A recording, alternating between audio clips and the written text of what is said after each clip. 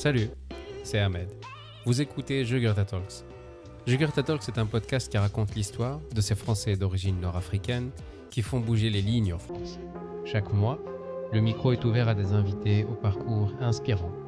Qu'ils soient universitaires, entrepreneurs sportifs ou artistes, leur histoire est là pour dérouler un narratif trop souvent absent. C'est celui de ces hommes et ces femmes qui façonnent et contribuent au destin de la France. Mon objectif est d'inspirer les futures générations à croire en elles et leur donner confiance dans leur capacité à être la meilleure version d'elles-mêmes. Pour ce 7e épisode de Jugurtha Talks, j'ai le privilège d'accueillir Narges Bahar, une professionnelle brillante de l'industrie musicale et médiatique. Dotée d'une passion inébranlable pour le rap français, cette franco-marocaine occupe actuellement un poste clé chez Deezer. Si vous avez eu la chance de la rencontrer, vous avez certainement été frappé par son sourire contagieux et son aura positive qui illumine l'espace dès qu'elle y rentre. Nouvellement maman, militante dans l'âme, fashion victime, journaliste de formation, Narges se livre au micro de Jugurtha Talks en parlant de comment une adolescente introvertie et rêveuse, du fin fond du 78 comme elle le dit, s'est ouverte petit à petit au monde extérieur sous l'aile de sa grande sœur et de son grand frère qui l'ont introduit au monde du rap. Le rap qui ne la quittera plus jamais et qui sera le véhicule de sa conviction personnelle à travers lequel elle essaye d'impacter la société. Installez-vous confortablement et laissez-moi vous faire voyager dans le monde de Narges. Narges Bahar, bonjour, bienvenue à Jugurtha Talks. Bonjour, merci de me recevoir. Comment vas-tu ? Écoute, super, et toi ? Ça va.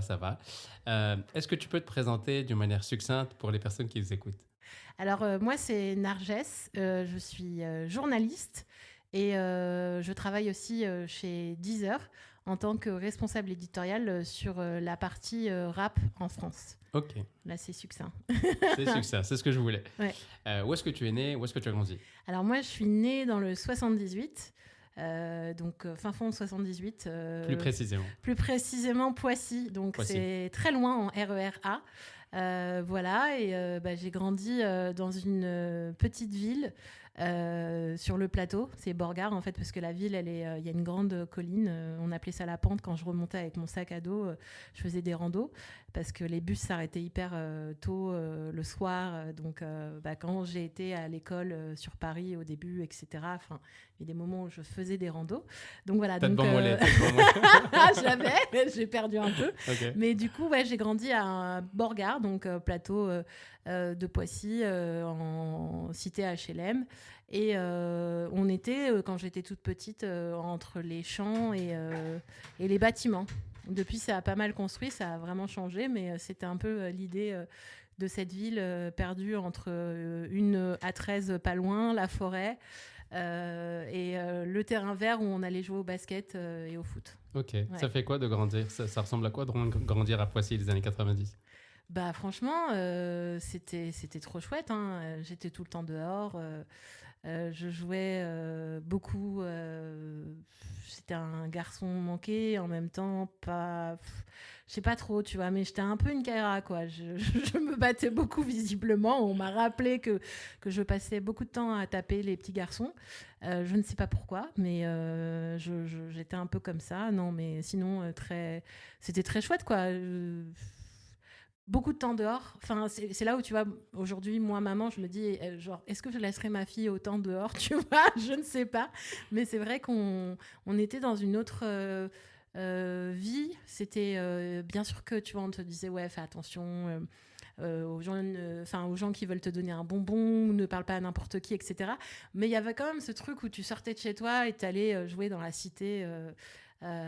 jusqu'à ce qu'on te rappelle pour te dire ouais c'est l'heure des devoirs ou c'est l'heure du bain ou voilà tu vois, donc c'était assez peaceful et encore une fois c'était vraiment entre des cités où tu avais 4 bâtiments puis au milieu un terrain où tu pouvais jouer et du coup on s'amusait beaucoup et puis moi je suis l'avant-dernière d'une famille de 4 donc du coup j'ai eu un grand frère et une grande sœur qui m'ont bien taillé toute ma jeunesse, qui m'ont bien traumatisé, bien fait peur, voilà, c'était très très très cool.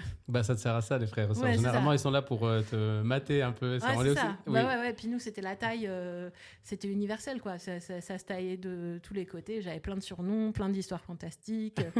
Donc ça, c'était bien, ouais. Ben, c'est ce que j'allais te poser comme question, c'est que tu as 2 frères et sœurs. Non. Alors, j'ai 2 frères, un plus petit, un plus grand et une grande sœur. Ok, donc tu es l'avant-dernière. L'avant-dernière, ouais. L'avant-dernière. Ouais. Quel était le métier de tes parents? Alors, papa, il travaillait à Peugeot, Talbot à l'époque, quand j'étais plus petite. Mécanicien, du coup, qui a passé toute sa vie à l'usine, qui a connu les 3-8, tous les rythmes effrénés du taylorisme. Donc voilà, qui partait au travail avec sa gamelle et qui était parfois pas là toute la nuit.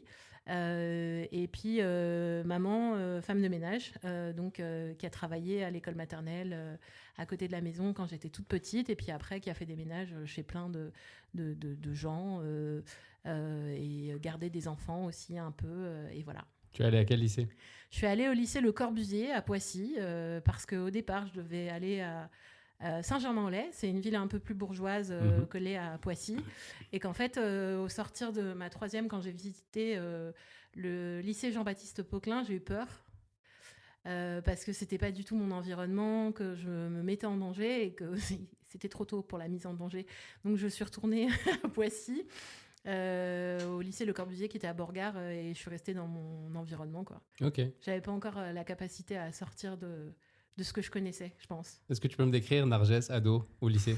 Ça ressemblait à quoi? Narges, ado, elle était assez rêveuse.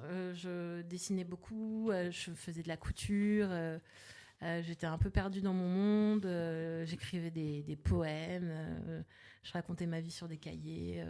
Je sortais peu au début, donc vraiment mes parents étaient tout le temps là. Oui, il faut que tu sortes, fais des choses et tout et tout. Moi, j'étais quelqu'un d'assez solitaire. Introverti? Hyper, ouais, je pense, tu vois, rigolote et tout, mais plutôt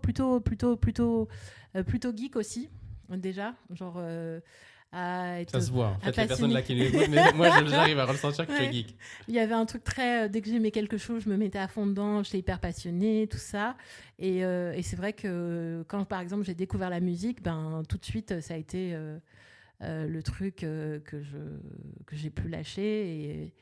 Et voilà, tu vois, j'étais vraiment dans une espèce de truc de presque déjà scientifique de ma façon de vouloir comprendre, tout est relatif parce que je suis pas allée au bout de cette compréhension à mon sens pour le moment, mais en tout cas à cette époque déjà j'avais cette idée de collectionner, de mettre sur des cassettes vidéos, audio, etc. Enfin tout était très précis.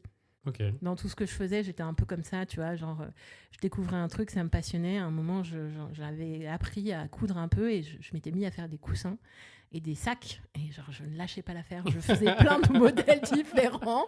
Il y avait eu auparavant les boîtes, parce que j'avais une prof de SVT qui nous a appris à faire des boîtes avec du papier peint, et tu avais un modèle de pattern et tout, puis en fait j'étais là, ouais, c'est incroyable, donc j'arrêtais pas de faire des boîtes.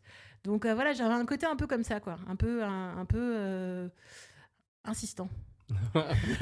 C'est un adjectif assez intelligent à utiliser. À quel moment le rap rentre dans ta vie? Le rap, il est arrivé assez tôt pour l'époque, mais en même temps, on dirait tardivement pour des jeunes d'aujourd'hui, parce qu'en fait, ils ont toujours connu le rap, parce que voilà, ça fait quand même des années et des années que le rap est en France. Mais c'est vrai que moi, quand j'ai connu le rap, on est dans les années 90. Du coup, ça fait quand même quelques années, bien entendu. Mais l'arrivée qui s'est faite en France plutôt milieu 80, voire début 80, moi, je ne l'ai pas vu parce que j'étais vraiment petite. Et je le retrouve par la suite avec ma grande sœur et mon grand frère, parce qu'on a le câble. On a le câble, on a MTV. Du coup, on est là, on observe ça. Et puis les premiers groupes que je vais me prendre, ça va être finalement des inspi ou des groupes que mon frère ou ma sœur écoutaient. Et donc du coup, tu vois, par la même occasion, je me suis mis à les écouter. Donc j'étais plutôt dans une histoire de réécouter ce que les autres écoutaient. Et après, j'ai commencé à plutôt me forger... tu vois, mes convictions, en tout cas aimer des groupes, faire des rencontres musicales avec des artistes qui m'ont pas mal captivée. Pareil, parce qu'en fait, j'étais complètement obsédée par les choses. C'est-à-dire que quand j'aimais un groupe ou un artiste, c'était genre... je le mettais partout, quoi.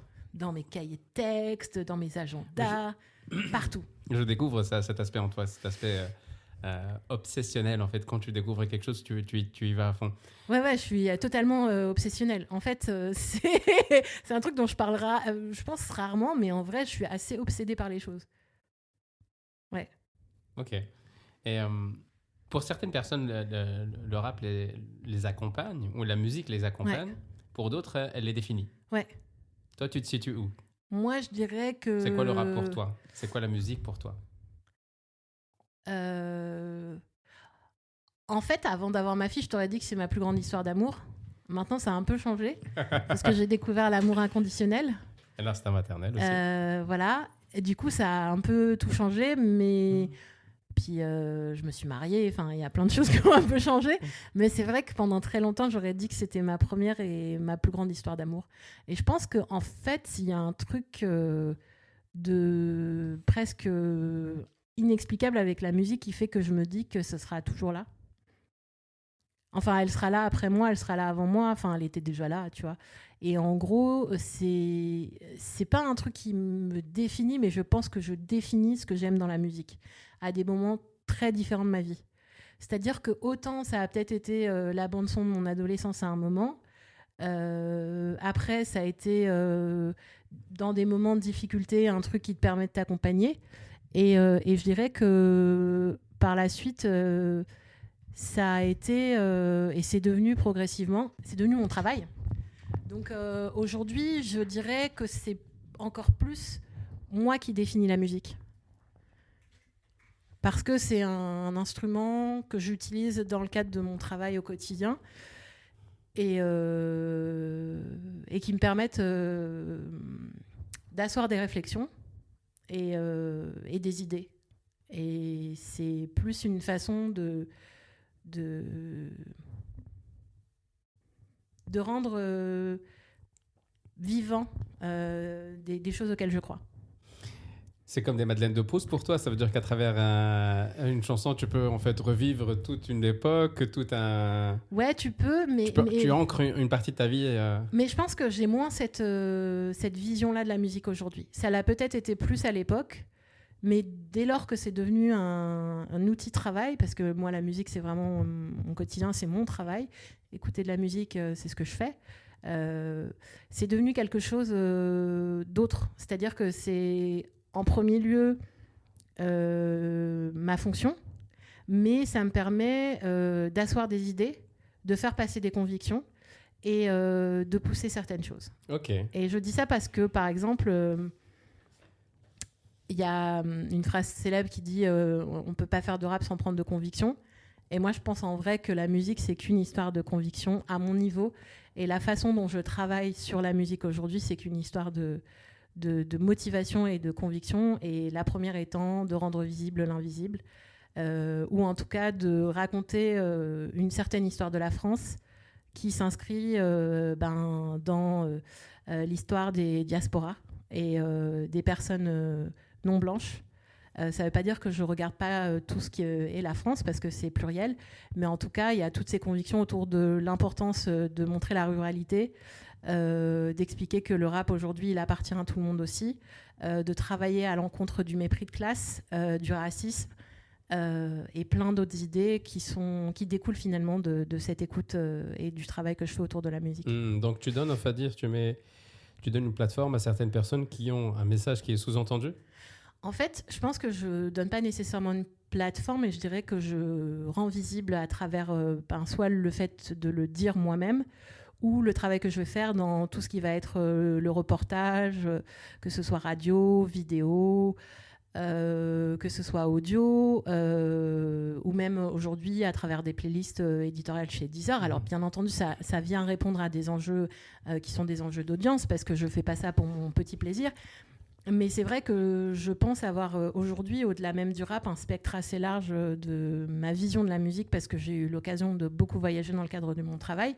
Et donc du coup, c'est vrai que je me suis intéressée assez vite à plein d'autres musiques que le rap pour comprendre le rap. C'est-à-dire que j'ai été beaucoup en Afrique de l'Ouest, j'ai voyagé à travers le Maghreb, j'ai voyagé aux Antilles. Enfin, j'ai voyagé dans plein d'endroits qui ont fait qu'en revenant au rap, parce qu'à un moment j'en étais un peu sortie, je suis revenue dans quelque chose où je me suis dit bah ok, le rap, on l'entend comme ça. Mais le rap, c'est Jul à Marseille, le rap, c'est ZKR à Roubaix, tu vois, donc c'est quand même une zone industrielle dans le nord, ça raconte une certaine histoire de la France, et le rap, c'est aussi des artistes comme Meryl, qui vient de la Caraïbe française, ou Kalash dans un autre registre, qui s'illustre aussi dans le rap, mais dans d'autres genres musicaux, d'autres esthétiques de la Caraïbe.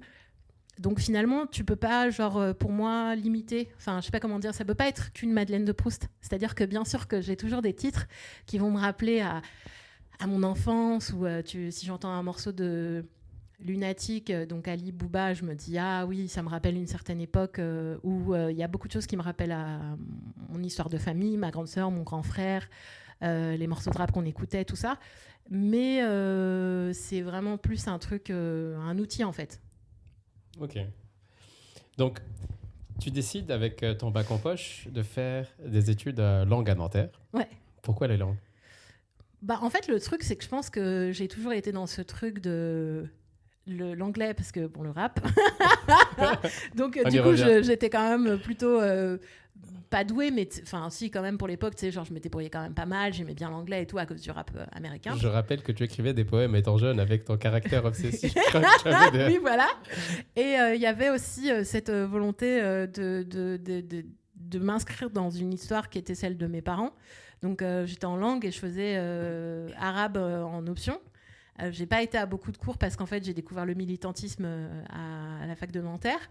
Mais on va dire qu'il y avait cette idée de toujours, à la fois de m'ouvrir vers le monde et en même temps de revenir à qui je suis et d'où je viens. Donc, c'est ce qui fait que les langues, c'était pour moi le premier niveau de ça. Et par ailleurs, en fait, j'ai toujours été assez fascinée, obsédée aussi, pareil. Et du coup, je suis très relou sur les mots. C'est-à-dire que si tu prends la tête avec moi, je peux être là, oui, mais non, ce mot, tu comprends que.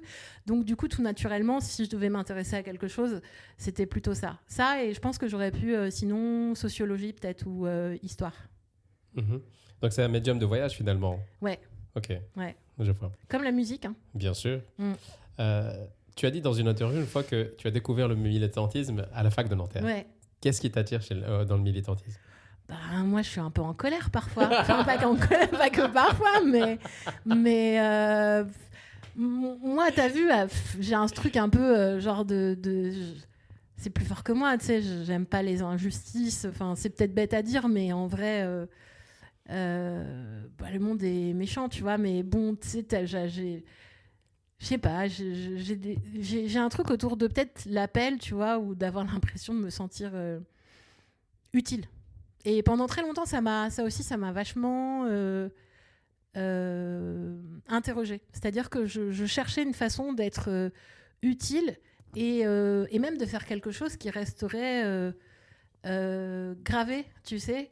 J'avais vachement ce truc qui me hantait de comment faire pour marquer mon époque. C'est ouf. En fait, j'ai pensé ça longtemps, tu vois. Maintenant, j'y réfléchis. Et j'avais l'impression qu'il fallait absolument que je fasse quelque chose qui reste. Après, j'ai abandonné cette idée. Et je me suis dit que c'était pas mal de vieillir. Je crois qu'on n'abandonne pas ces idées-là. Elles restent avec nous. Ouais. Après, juste, elles prennent la place du passager parfois. Mais ça veut pas dire qu'elles disparaissent. Elles ne conduisent pas, mais elles sont à côté de nous. Et parfois, il y a des moments de vie. Et il y a cette opportunité qui se présente et qui dit bah, c'est à toi si tu le veux. Et tu le prends, tu y vas avec. Ouais, carrément. Et tu vas. Et d'ailleurs, ça se remarque dans ton parcours et je vais y revenir. Parce que je suis souvent le passager. Non, j'ai été un copilote. J'ai beaucoup été. En fait, en vrai. Enfin, pardon, je t'ai coupé, mais parce que ça, c'est aussi hyper intéressant. C'est que j'ai pendant très longtemps pensé que j'étais un copilote. Tu l'es pas. Oui. Parce qu'il y a un côté rébellion en toi. Il y a un côté rebelle en toi qui dort, qui somnole. Je ne sais pas si. Je crois qu'il va se réveiller à un certain moment. Et il se réveille souvent. Je crois que juste en fait, c'est une question de temps et il y a aussi une question d'opportunité. Et quand en fait, on n'arrive pas à lier son parcours qu'en regardant en arrière. Ouais. Ils disent ça, les Américains. We can only match the dots c'est looking exactement backward. ça. Et je crois que tu pourras lier, mais pas maintenant. Il est trop tôt. Non, ouais, il y a de ça. Et puis je pense que ce truc de tiraillement absolu par le fait de marquer mon époque et tout, c'était tellement présent à un moment que j'avais l'impression. En fait, je pense que ça m'a pas anesthésié, mais en tout cas, ça m'a empêché peut-être... Enfin, en tout cas, j'ai pas avancé. À un moment, je pense que j'ai passé peut-être... Mais c'était utile parce que je suis vachement comme ça et que j'ai besoin beaucoup de réfléchir. Je suis quelqu'un qui me remet... Enfin, je me remets énormément en question. Ça, c'est un truc très relou, du coup, pour les gens parce que je te dis un truc et le lendemain, je te dis « Ah ouais, non, en fait, ça marche pas. » Il y a que les cons, en fait, qui ne changent pas d'avis. Ouais, mais je change d'avis super vite, tu vois. Et du coup, c'est vrai qu'il y avait tout ça qui faisait que je me disais ah. Et puis au bout d'un moment, j'ai arrêté en fait de penser. Et tout s'est enchaîné et c'est devenu moins. En fait, c'est devenu moins présent parce que je pense que j'ai aussi grandi. Enfin, je sais pas comment dire, les questions que tu peux te poser quand tu es plus ado ou même jeune adulte, et ben, elles s'effacent aussi. C'est, tu vois, toutes ces craintes un peu de est-ce que je vais être fière de moi? Est-ce que je vais y arriver? Est-ce que, enfin, tout ça. Après, tu fais quoi. Et en vrai, j'avoue que j'ai arrêté de regarder. Enfin, je crois que j'ai jamais vraiment regardé derrière moi, en fait. Bah, c'est ce qu'il faut toujours avancer. Mais c'est clair que ce côté rébellion, ce côté militantisme, je crois qu'il est dormant, il est latent. Ça ne veut pas dire qu'il est absent. Donc, ouais, non, mais en fait, il est là au quotidien. Tout ce que je fais est est motivé et moteur de rébellion et de... Oui, à certaines mesures, mais c'est clair que moi, quand j'ai vu ton parcours, c'est clair que c'est assez clair, ça sort, en fait, c'est assez saillant. Donc, tu découvres une appétence, une attirance pour le journalisme. Oui. Tu vas faire une fac de journalisme à l'IFP, Institut français de presse. J'arrive à Assas, là. Assas. Dur. Qu'est-ce qui t'a attiré dans le journalisme? En fait, j'ai essayé de faire plein de choses. Genre, j'ai essayé d'aller en école de commerce, conseillère en patrimoine. J'ai essayé d'être photoreporter. Aller dans la mode. Enfin, il y a eu un moment où j'étais genre limite, je faisais, tu sais, toutes les portes ouvertes de la terre entière à essayer de trouver un truc, à me dire peut-être que. Et en fait, au début, moi, je voulais vraiment être photographe. Et du coup, je m'étais hyper bien renseignée. J'étais là, ouais, c'est parti et tout. Et ça a été le deuxième. Je voulais vraiment être ingé son. Et du coup, voilà. Et en fait, au bout d'un moment, vu que j'avais fait des études de marketing, ben, je me suis inscrite à la fac de Créteil, donc très loin. Et là-bas, j'avais vraiment des cours qui me saoulaient. Je faisais des présentations de crypto-monnaie, je sais pas quoi, en anglais. Bref, tu vois, j'étais là, genre, qu'est-ce que je fous là, tu vois, genre, j'avais des cours où je faisais des bilans. Tout le monde trichait limite avec des cartes, tu vois, c'est pas bien, mais bon, des calculatrices programmées pour toutes les formules qu'il fallait et tout. Et vraiment, je me disais, mais qu'est-ce que je fais là, quoi? Et du coup, je sais pas, j'ai eu une espèce de révélation. Je me suis dit, mais en fait, bon, t'aimes écrire et tout, t'aimes les poèmes, tu seras peut-être pas poétesse. Pas tout de suite, mais en tout cas, vas-y, qu'est-ce que tu fais? Et là, j'ai dit, bah, tiens, journaliste. Et du coup, ça commence comme ça. Et là, j'ai découvert, je sais pas comment j'ai cherché, mais en tout cas, j'ai découvert qu'il y avait l'IFP, qu'il y avait un truc où je pouvais rentrer pour récupérer le cursus. Et quand je suis arrivée à l'IFP, ça a été à la fois le choc le plus ultime de ma vie et en même temps le coup de boost le plus incroyable de ma vie aussi, tu vois. C'est-à-dire que j'arrivais dans un environnement où je me disais je suis pas bien du tout. Ça parlait, tu vois, je voyais des affiches fac de droite, on s'en félicite, avec des syndicats de droite, tranquilles, tu vois, des croix gammées sur des tables. Donc moi, j'étais là, genre, c'est quoi ce truc? Et puis, en même temps, j'étais dans un groupe hyper cool, avec... des gens qui venaient d'horizons très différents, plutôt, tu vois, sciences politiques, Hippocagne, études de photographie, etc. Et donc, c'est vrai que ça m'a mis une pile. Et en fait, je me rappellerai toujours de ce jour où j'arrive en cours de sémiologie de l'image. C'était consacré, du coup, à un grand reporter. Et il me semble que c'était une photo de Marc Ribou à l'époque. Et genre, le prof met la photo et tout le monde dit « Ah oui, c'est Marc Ribou », tu vois. Moi, je suis là, mais de quoi il parle? Et voilà, et donc j'ai commencé à aller à Bâle au musée, acheter des livres sur la photo. Enfin, en gros, j'ai l'impression que ça a été ma porte vers... j'ai pas eu accès à tout ça avant parce qu'il n'y a pas une culture, mais des cultures. Et là, en tout cas, ça m'a mis sur un chemin hyper intéressant. Ok. Ouais. Tu as dit une fois dans une interview qu'à l'IFP, je ne vois que des gens qui ne me ressemblent pas du tout. Ouais. Comment évoluer dans un milieu où on n'a pas de semblable? Ouais, ça c'est une question qui m'a travaillé, qui me travaille encore aujourd'hui. C'est que c'est toujours une espèce de dualité entre tu sais qu'il faut passer par là pour que d'autres y arrivent aussi et pour distiller des idées différentes et en même temps c'est toujours un peu délicat de te retrouver dans des configs où t'es solo quoi. Et du coup ce solo ça se traduit à l'époque, tu vois, genre plus tard, même dans ma carrière pro, au début, quand tu fais le ramadan et que tu jeûnes, ben, tu sais, c'est pas commun. Enfin, je sais pas comment expliquer, mais en tout cas, dans l'environnement dans lequel j'étais, moi, il y avait pas beaucoup de gens qui jeûnaient et tout. Donc, tu jeûnes, c'est pas forcément compris. Tu passes ta journée à expliquer ce qui se passe. Les gens te disent ah, mais t'as soif? Ah, mais non, c'est le ramadan, tu vois. Enfin, il y a plein de. Comment tu fais pour pas tenir? Enfin, pour tenir et tout. Enfin, tu vois, toutes ces choses qui font que. Depuis, le monde a beaucoup changé, tu vois, mais il y avait plein de trucs sur lesquels parfois tu te disais genre j'aimerais bien avoir juste 2-3 têtes avec moi qui fassent, enfin qui me ressemblent quoi. Et après en vieillissant, t'as plus forcément besoin, mais quand même encore un peu en vrai. Pour plein de sujets. Tu sens que tu as ouvert la porte pour certaines personnes? Ça, je sais pas, ce serait trop présomptueux de ma part. Mais je dirais en tout cas que je suis contente de voir qu'il y a de plus en plus de jeunes racisés qui évoluent dans l'environnement dans lequel j'évolue et qui arrivent à faire des choses assez incroyables. Et ça, c'est cool. Tu décides de rentrer en stage d'alternance chez Trace. Ouais. Alors là, c'était bien, tu vois. Là, j'étais avec plein de gens qui... On se reconnaissait. Oui. Et tu vas y rester 6 ans. Ouais. Tu y découvres le pouvoir de l'image, tu oui. dis. Est-ce qu'il y a un moment précis chez Trace où ton cœur a basculé pour l'image, où il y avait en fait un moment waouh, en fait c'est ça ce que j'aime? Bah, en fait, ce qui s'est passé chez Trace, c'est qu'au départ, moi, j'arrivais pour écrire pour le site internet. Et du coup, j'étais vraiment là pour écrire des petits articles pour le site internet, ce que j'ai fait au début. C'était d'ailleurs trop relou. J'écrivais des news, musique. C'était cool, mais en même temps, bon. Et du coup, ce qui s'est passé, c'est que j'ai été sur mes premières interviews et en fait j'ai vu comment ça se passait et là j'ai fait ah ouais non en fait je pense que c'est ça que je veux faire. Genre j'aime bien écrire et tout, mais cette façon de raconter des histoires elle est chouette. Et là où ça va aussi vachement me prendre chez Trace, c'est que et ça revient à mon côté un peu geek et mono maniaque, etc. Obsessif. Voilà, c'est qu'en fait, je vais découvrir la technique. C'est-à-dire que je vais commencer à tourner, donc j'aurai une caméra dans les mains, micro, son. Et en fait, j'ai toujours...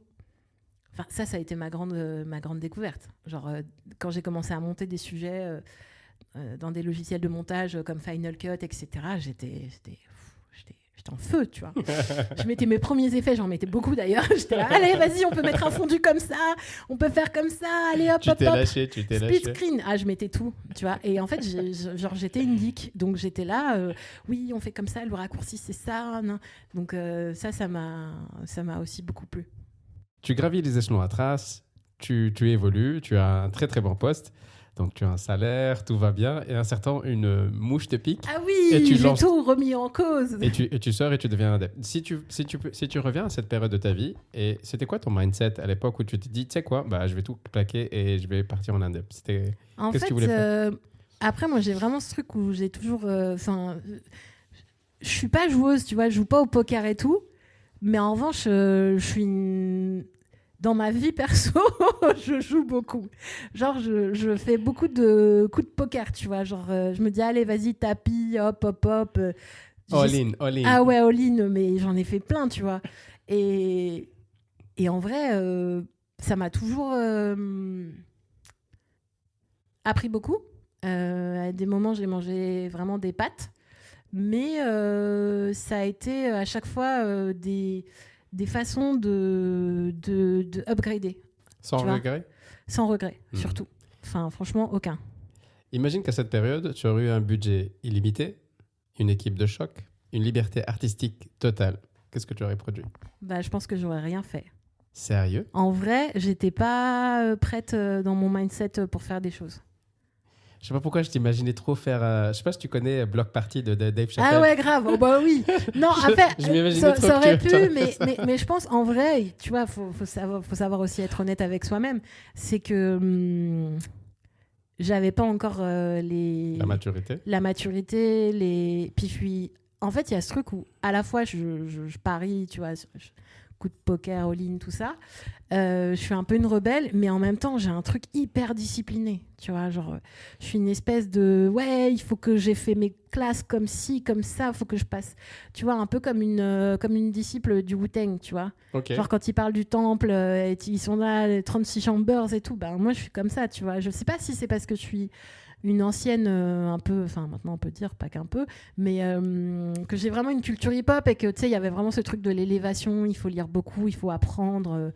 Et puis après, je pense que culturellement, on a été élevé comme ça. Qu'il fallait faire ses classes et ses armes avant de se lancer. Ouais, un peu comme ça, tu vois. Et puis peut-être qu'il y a ce truc de pas avoir eu trop de modèles de gens qui se lançaient, tu vois, où du coup tu galères et tu sais pas par où commencer. Exactement. Et en vrai, là, tu vois, genre quand je vois les jeunes, tout ce qu'ils font, t'en as certains, tu leur parles, tu dis, ils ont monté un business de ça, de ci, et t'es là, en fait, tu réfléchis un peu, tu te dis dans quel environnement socio-économique t'as grandi, qui est autour de toi, tu vois, et quand tu leur parles, tu te dis, ah ok, c'est bon, j'ai compris plein de choses. Ça veut pas dire qu'il faut nécessairement avoir cet environnement-là, parce que tu vois, t'as toujours des gens très prêts et très en avance sur ce type de réflexion, mais c'est vrai que moi, je pense que tu m'aurais donné tout ça, j'aurais juste été en PLS et je t'aurais dit, je sais pas. Ok. Je pense. Tu as atterri chez Radio France. Ouais. Grâce à une personne qui t'a fait confiance, Bruno Laforesterie. C'est ça. Il te demande d'animer un direct filmé et de faire la radio alors que tu n'en as jamais fait. Ouais. Quel est ton mindset le premier jour d'un direct à Radio France? Ah bah, j'étais pas bien, hein. J'étais vraiment pas bien.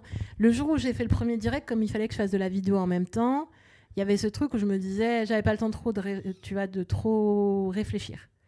Parce que il fallait aller vite, il fallait que je fasse à la fois mon sujet vidéo et tout ça. Donc ça allait. En revanche, quand j'ai fait mes vrais premiers directs sans vidéo, il y avait des moments où juste avant, je pleurais, j'étais pas bien, j'appelais des potes en disant je vais pas y arriver, c'est trop dur. Et voilà, hein, et tu te demandes si t'es faite pour ça, si tu vas y arriver, tout ça, et puis tu continues quand même, mais c'est dur, quoi. Est-ce que tu as déjà ressenti le syndrome de l'imposteur? Oh oui. Je pense que ça fait pas très longtemps que ça va mieux, mais pendant hyper longtemps, ouais. Tu vois, enfin, je crois que ça a été le truc qui m'a presque. C'est comme ce truc de quand je parlais de marquer son époque. Le syndrome de l'imposteur, c'était la même. C'est un truc qui a tellement mangé mon cerveau que pendant hyper longtemps, du coup, j'avais besoin d'être légitime. Tu vois, auprès de mes pairs, j'avais besoin qu'ils me légitiment. Et le truc, c'est que cette légitimité, elle n'arrivait pas. Quand tu attends que les gens te légitiment, ça n'arrive pas. Si tu veux être légitime, rends-toi légitime. Et à partir du moment où tu arrêtes de penser à ça, en fait, tu le deviens sans le savoir et tu t'en fous parce que tu es là, c'est pas grave. Il y a la fille Pygmalion, oui, je vois. Mais du coup, pendant hyper longtemps, j'étais là, oui, j'avais besoin d'être validée par des gens, enfin... je sais pas, tu sais, parce que tu veux qu'on te dise que c'est bon. Et je pense qu'il y a ce truc un peu dans ta vie professionnelle, dans ta vie globale, ça c'est une amie chamane qui m'a parlé de ça, elle m'a dit tu rejoues beaucoup ton schéma familial. Et en fait, elle m'expliquait, même par rapport à mon taf, avec, tu vois, ma boss actuelle, je lui parlais d'une situation où ma boss actuelle, donc Rachel, m'encourage à faire des choses, écrire des livres et tout. Et elle me dit, elle te donne l'autorisation de réussir. Et je lui dis, comment ça? Elle me dit, non, mais en fait, elle t'invite à faire ça. Et elle me dit, mais souvent, dans sa vie professionnelle, on rejoue son schéma personnel. Et du coup, je pense qu'il y a des trucs sur lesquels, en vrai, j'ai pas entendu ça de la part de mes parents, parce que nous, on est des Maghrébins et qu'on dit pas ça, mais ils l'ont fait d'autres façons. C'est-à-dire que quand j'ai décidé de partir de chez mes parents pour aller vivre à Paris pour mes études de journalisme, mon papa, il a mis la première caution de mon appartement. Il a déménagé mes meubles. Donc c'était sa façon à lui de me dire tu peux y arriver. Mais il le verbalisait pas comme on est en train de parler, tu vois. Donc du coup tu réfléchis à tout ça et tu te dis ah ouais, c'est vrai que il y a des endroits où peut-être que j'ai manqué d'entendre ces mots, mais en fait j'avais les actions qui m'ont quand même poussé à le faire. Et ça c'est cool. Bah oui, ça te met sur les rails. Ouais. Tu es française. Ouais. D'origine marocaine. Oui. Maman. Oui. Fan de rap. Ouais. Tu as un trouble obsessionnel. Je rigole. Oui. Journaliste. Et du rangement aussi. Ambitieuse. Et tu essayes de te frayer un chemin dans le monde impitoyable des médias. Ouais. Comment on réussit à imposer sa singularité quand le monde externe essaie de te mettre dans une case? Alors, il y a plein de façons d'y arriver. Je pense qu'il n'y en a pas une. Je pense que le truc le plus important, et ça c'est ce que je dis aux artistes que moi j'accompagne en média coaching, parce que je fais du coaching artiste. Donc je les accompagne avant leur promo d'albums, etc. Et le premier truc que je leur dis, c'est qu'il faut que vous soyez vous-même et aligné avec qui vous êtes. C'est-à-dire que c'est le plus dur, mais en même temps, c'est la meilleure façon d'aller faire une interview. C'est-à-dire que tu ne peux pas arriver en interview en essayant d'être quelqu'un d'autre ou en essayant d'être la personne qu'on attend de toi. Sinon, ça ne fonctionne pas. Et donc, je dirais que c'est juste à cet endroit-là, qui est quand même très difficile, mais que le joue ce jeu. Dans le sens où il faut être en paix avec soi. C'est-à-dire que tu peux très bien décider de devenir la femme représentante de toutes les femmes du rap. Si ça te va et que c'est ta bataille à un moment, pourquoi pas. Tu peux très bien décider de monter un collectif de journalistes racisés pour représenter les personnes racisées. Et voilà, il n'y a pas une façon en fait de faire les choses pour s'imposer. Je dirais qu'avant de s'imposer aux autres, il faut s'imposer à soi-même et se sentir bien avec soi. Ça, c'est dur. Moi, je crois que ton média coaching, tu te transformes en psychanalyste à la fin. C'est tellement dur parce que tu dois toucher à parfois des complexes qui sont, par complexe, je le dis dans le sens psychanalytique, qui sont assez profonds, longs. Ouais. Donc, je ne sais pas si c'est évident, en fait, à être soi-même, en fait. Non, parce que non, mais en tout cas, quand on dit être soi-même, c'est dans le sens où il faut pas venir avec un costume en interview, Oui, quoi. oui. C'est plus dans cette idée-là et leur faire comprendre surtout que, en gros, ils sont au centre de ce moment-là et qu'ils ont en face d'eux quelqu'un qui vient les entendre et écouter leurs paroles. Donc, tu sais, souvent, les artistes, et pas que par ailleurs, mais dans le cadre d'un format d'interview, tu peux vachement stresser en disant « ils veulent que je dise ça » ou peut-être que ceci ou peut-être que cela. Alors qu'en vrai, alors en fait, tu t'attends finalement, tu crois qu'il faut que tu rentres dans une case. Tu vois, c'est plus dans cette idée. Alors qu'en fait, tu es plus là pour venir raconter ton histoire. Et tu vois, parfois, tu as des artistes qui me racontent et qui me disent « Ben ouais, mais moi, je viens de là, j'ai découvert la musique hyper tard.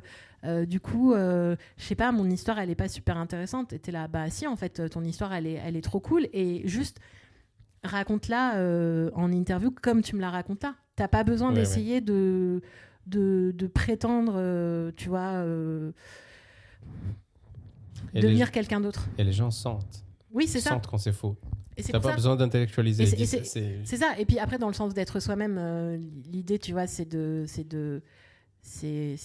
être soi-même à ce moment. Et après, ils sont en recherche, tu vois, d'eux-mêmes en musique, en plein de niveaux. Puis ce qui est valable aujourd'hui, il le sera peut-être pas demain. Mais en tout cas, ouais, il y a, je pense, cette conviction très forte de devoir être soi. Quel est le livre que tu offres le plus aux gens ou que tu recommandes le plus aux gens? Ça, c'est une bonne question. Plutôt que tu offres le plus. Ça fait longtemps que je n'ai pas offert de livre, donc c'est pour ça que c'est une bonne question. Bah alors que tu dis, en fait, oui, en fait, ce livre, il est fondamental. C'est vrai que c'est une requête que tu envoies à ta base de données là dans ta tête qui est difficile. Qui est très difficilement atteignable. Non, il y a plusieurs choses. Si je dois parler d'un bouquin de musique, c'est un livre de David Toupe qui s'appelle Ocean of Sound. Ocean of Sound. Ouais. Ok. Donc, qui est un livre en fait mettre ça sur ma liste Amazon. assez extraordinaire où c'est un musicologue, musicien qui revient sur ses pérégrinations musicales et qui parle du fait en fait que la musique est éthérée. En fait, le constat, ça parle du fait que la musique est une matière éthère. Et à partir de là, en fait, il va y avoir à la fois un côté très essai et très moment anecdotique.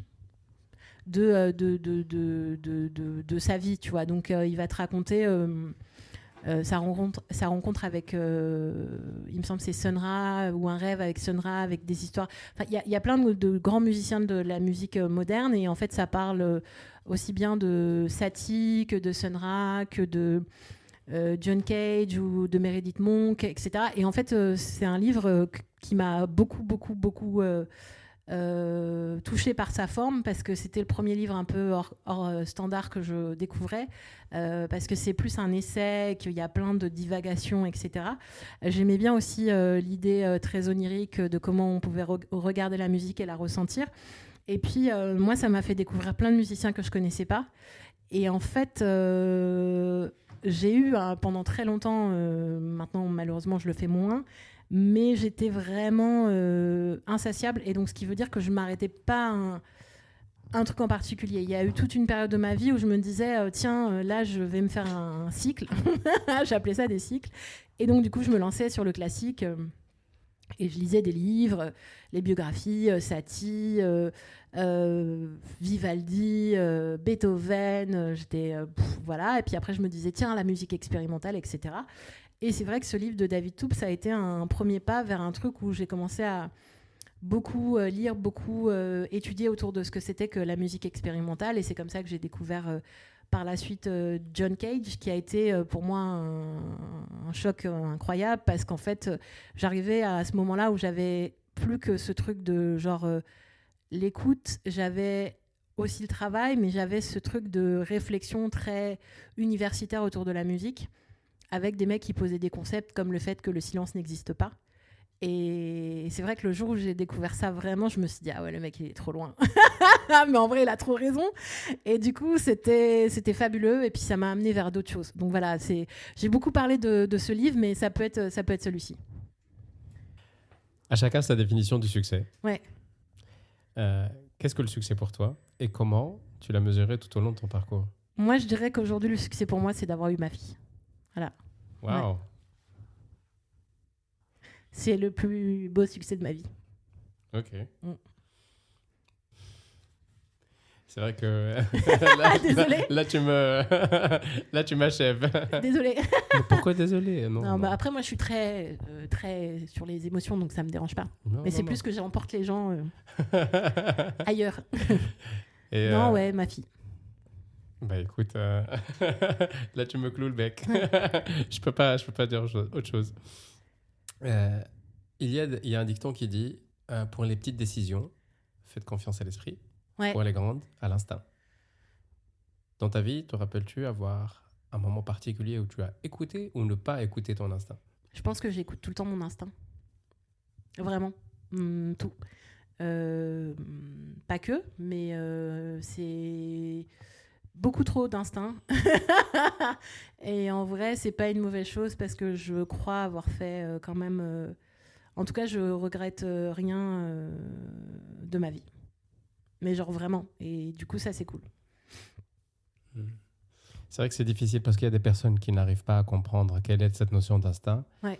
Et dans un monde où on est beaucoup trop rationnel, oui. Quand on n'arrive pas parfois à expliquer une décision, les gens te disent mais qu'est-ce que tu fais? Par exemple, te dit sur le papier, ce choix paraît extraordinaire, mais je le sens pas.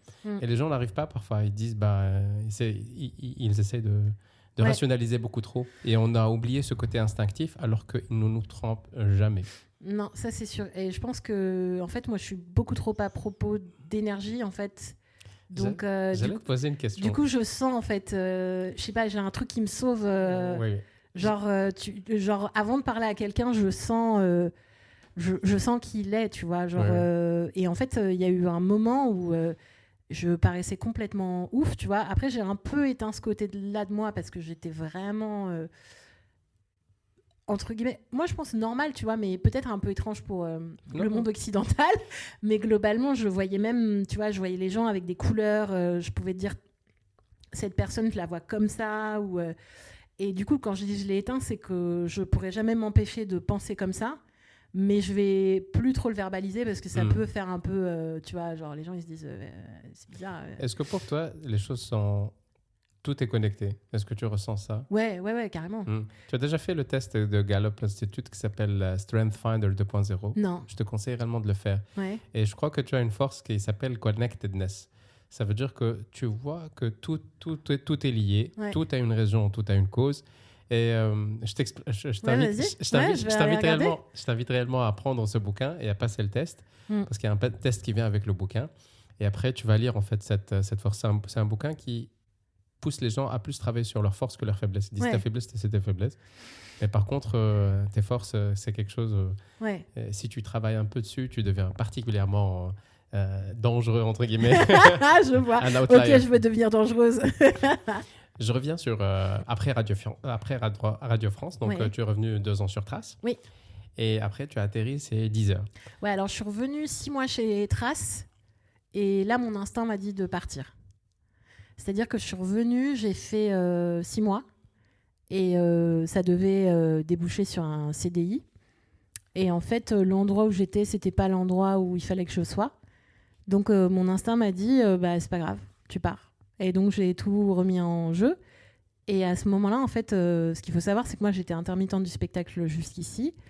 Et le fait de signer un CDI, tu vois, enfin un CDD, pardon, à cette époque, ça mettait une rupture dans mon intermittence. Donc, finalement, je partais de Trace en fin de contrat en ne sachant pas très exactement ce que j'allais faire ou comment ça allait se passer, en sachant que j'avais quitté Radio France où j'avais un contrat régulier qui me permettait de faire mes heures et de, kiffer ce que je faisais et puis de 2, manger. Du coup, j'ai juste dit non, en fait, je suis partie et j'ai dit je vaux mieux que ça et je me suis barrée. Pourtant, ce que tu faisais à Radio France, c'était pas mal. Donc, pour les personnes qui nous écoutent, ouais. je vous invite réellement à aller sur YouTube et de taper Newcomers. C'est Move, en fait, de Radio France. Et de voir les interviews Moonwalk de Narges. En fait, c'est des pépites. On s'est bien marré. C'est des pépites. On s'est bien marré, c'était drôle, ça. Tu es actuellement responsable de la ligne éditoriale du rap français chez Deezer. C'est ça. Tu as plusieurs casquettes. Entre autres, tu animes le fameux podcast que j'aime beaucoup, Jour de sortie. Merci. Tu interviews des artistes tels que Stromae, Maître Gims, Sofiane Pamar, Val, Orelsan et j'en passe. Est-ce que tu peux dire aux auditeurs en fait ce que tu fais à Deezer en fait? Alors chez Deezer, je m'occupe du rap français. Je suis arrivée chez eux il y a quelques temps maintenant et en gros je fais de la programmation musicale sur la France et je m'occupe, comme je l'ai déjà dit, du rap, mais aussi d'autres esthétiques comme le R&B et des playlists plus tu vois, type afro ou certaines qui ont un petit peu plus une couleur un peu rail, sans que ce le soit réellement parce qu'on est en France. Donc moi, c'est pas les esthétiques sur lesquelles je travaille, mais quand je le dis sans que ce soit réellement, c'est plus dans l'idée où aujourd'hui, le rap français, ça a toujours été hyper inspiré de plein de sonorités très différentes. Rimka faisait déjà des projets comme Maghreb United, par exemple. Et donc, du coup, l'idée, c'est d'avoir un peu des playlists d'accompagnement qui puissent correspondre à des audiences très différentes. On peut à la fois avoir une playlist comme Shisha Lounge, où tu vas avoir du Soul King distinct, et puis du Naps, Jul, Nino, enfin bref. Et des playlists plus comme les hits afro, où tu vas avoir d'autres artistes connus dans le paysage rap français qui font des morceaux avec dans cette couleur musicale-là. Et voilà un peu ce que je fais. Donc, je fais pas mal de playlists. J'écoute beaucoup de musique, mais c'est très cool. Ok. Ouais. Vu ton parcours, les personnes comme toi ne courent pas les rues. C'est gentil. Comment tu as fait pour trouver un mentor ? C'est une bonne question. Je pense que j'en ai eu plusieurs. Le premier, ça a été mon frère. C'est pour lui que j'ai voulu faire ça. Après, c'est devenu ma rédactrice en chef chez Trace, parce que c'est la première femme racisée que j'ai vue boss comme ça, qui courait partout, qui à 8 mois de grossesse tournait jusqu'à pas d'heure, etc. Enfin bref, elle m'a montré qu'en fait, il y avait plein de choses qui étaient possibles. Et je crois que jusqu'ici, ça reste l'un de mes plus grands mentors, Barbara. Donc voilà, après, j'ai eu beaucoup d'amis. Tu vois, j'ai une de mes très bonnes amies, Marie, qui reste aussi ça a été ma locomotive pendant très longtemps et mon mentor, alors qu'on a le même âge. Et voilà, mais je dirais que c'est plutôt des personnes très proches de moi. Tu vois, c'est vraiment famille ou amis, parce que Barbara, aujourd'hui, c'est comme, tu vois, c'est ma tata, tu vois. Et dans les autres mentors, pareil, c'est Nadège que j'ai rencontré chez Trace. Donc finalement, il y a eu mon frère avec ma sœur, parce que j'ai pas dit ma sœur, mais en gros, c'était les deux, quoi. Et les parents. En vrai, c'était la famille. Et puis après, c'était la deuxième famille que je me suis créée chez Trace. Et ça reste eux. Aujourd'hui, je sais pas si, tu vois, je sais pas. Je crois que j'ai peut-être plus besoin. Bah, peut-être que toi, tu vas devenir mentor pour une autre personne. Ouais, j'espère. J'espère l'être, en tout cas. J'espère avoir... C'est l'ordre naturel des choses. On donne après. Ouais, c'est ça. Ma dernière question. Ouais. Beaucoup de jeunes Français Ouais. d'origine nord-africaine, Ouais. quand ils se confrontent à la vie professionnelle, se rendent compte qu'ils n'ont pas les codes, ils n'ont pas les connexions, Ouais. ils ont le mauvais patronyme parfois, donc ils s'avouent vaincus et laissent tomber. Ton parcours est un contre-exemple à cette narrative. Qu'est-ce que tu as envie de dire à ces jeunes qui nous écoutent ? Que c'est dur, vraiment, que toutes les difficultés qu'ils vont rencontrer sont réelles, qu'on est souvent l'arabe qui cache la forêt, ou en tout cas peut-être parfois pas considéré comme il le faudrait, mais que chacun a ses difficultés toutes personnelles et qu'il faut faire face à l'adversité, en fait. C'est juste ça, tu vois. C'est-à-dire qu'il n'y a pas de... Je pars du principe que oui, sur certains tu vois, points, c'est difficile, mais la réalité, c'est que la vie, elle est globalement difficile pour tout le monde, tu vois, et qu'aujourd'hui, on a la chance d'être en France, un pays où on peut dire, justement, si t'es pas content, que t'es pas content, où ta voix peut s'élever contre